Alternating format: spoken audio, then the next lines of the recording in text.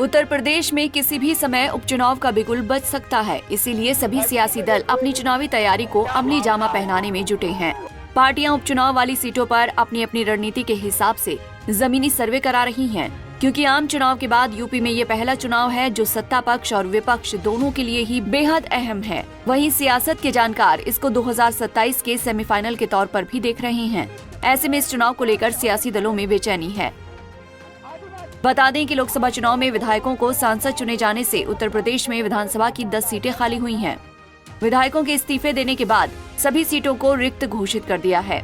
इनमें west UP की 5, मध्य UP की 3 और पूर्वांचल की 2 सीटें शामिल हैं। ऐसे में कभी भी उपचुनाव का बिगुल यूपी में बज सकता है। पश्चिमी उत्तर प्रदेश की 5 सीटों में एक मुजफ्फरनगर जिले की मीरापुर सीट भी है, जहां पर उपचुनाव की लड़ाई बेहद रोमांचक होती दिखाई दे रही है। इसीलिए इस सीट पर सभी की नजर लगी है। अगर बात मुजफ्फरनगर जिले के मीरापुर सीट की करें तो साल 2022 के चुनाव में यहां पर आरएलडी ने जीत दर्ज की थी। इस चुनाव में सपा और आरएलडी का गठबंधन था। आरएलडी के सिंबल पर चुनाव लड़े चंदन चौहान ने बीजेपी प्रत्याशी प्रशांत चौधरी को मीरापुर में करीब 28,000 वोटों के बड़े अंतर से हराया था। लेकिन अब इस सीट के समीकरण बदल गए हैं। आरएलडी आम चुनाव में सपा को छोड़कर बीजेपी के साथ चली गई और सपा यूपी में कांग्रेस के साथ गठबंधन में आ गई। चंदन चौहान आरएलडी के सिंबल पर बीजेपी गठबंधन में ही बिजनौर लोकसभा से सांसद बने हैं, जिसके चलते मीरापुर सीट पर उपचुनाव हो रहा है। मीरापुर विधानसभा का इतिहास देखें तो ये सीट साल 2008 में हुए परिसीमन से अस्तित्व में आई थी। विधानसभा का पहला चुनाव यहाँ पर साल 2012 में हुआ था। इस चुनाव में मीरापुर सीट पर बसपा ने जीत दर्ज की थी। बसपा के मौलाना जमील कासमी चुनाव जीते थे, जबकि आरएलडी की मिथिलेश पाल दूसरे नंबर पर रही थी, जो करीब 13,000 वोटों के अंतर से चुनाव हार गई थी।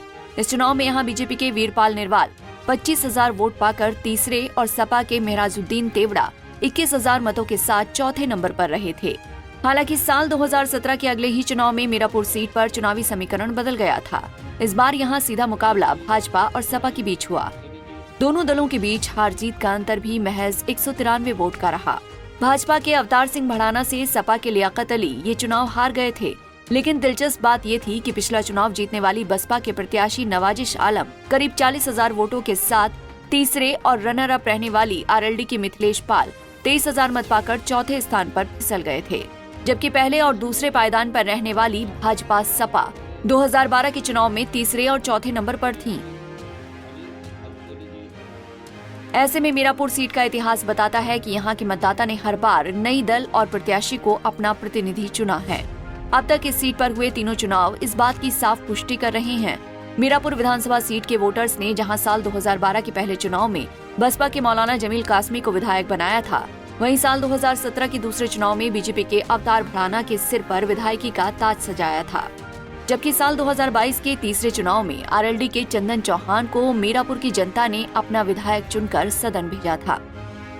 लेकिन चंदन चौहान विधायक छोड़कर अब बिजनौर से सांसद बन गए हैं। दरअसल मीरापुर सीट के ट्रैक रिकॉर्ड को देखकर ही सियासी दलों की धड़कनें उपचुनाव को लेकर बढ़ी हुई हैं।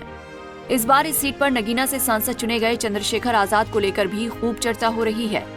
इसकी वजह आजाद की पार्टी असपा का मीरापुर में चुनाव लड़ना माना जा रहा है। हर बार चुनाव में बड़ा उलटफेर करने वाली इस सीट पर आजाद की किसी मजबूत मुस्लिम चेहरे को उतारने की तैयारी दिख रही है। इनमें मुजफ्फरनगर जिले के ही कई नेताओं के नाम आगे आ रहे हैं। सूत्रों की माने तो सपा यहां पर गुर्जर या जाट चेहरे पर दांव खेल सकती है, जबकि आरएलडी में गुर्जर को हटाकर सैनी या जाट प्रत्याशी को मैदान में उतारने की बात हो रही है। इससे राजनीतिक गलियारे में इस बात की चर्चा है कि सपा आरएलडी में मुस्लिम प्रतिनिधित्व नहीं मिलेगा। ऐसे में मुस्लिम मतदाता बहुल मीरापुर में दलित चेहरे चंद्रशेखर आजाद, आरएलडी मुखिया जयंत चौधरी और सपा सुप्रीमो अखिलेश यादव को अपने मुस्लिम कार्ड से चुनाव में यहां बड़ा झटका दे सकते हैं। हमसे जुड़े रहने के लिए हमारे YouTube चैनल को सब्सक्राइब करें और नई वीडियो की नोटिफिकेशन के लिए बेल आइकॉन को दबाएं।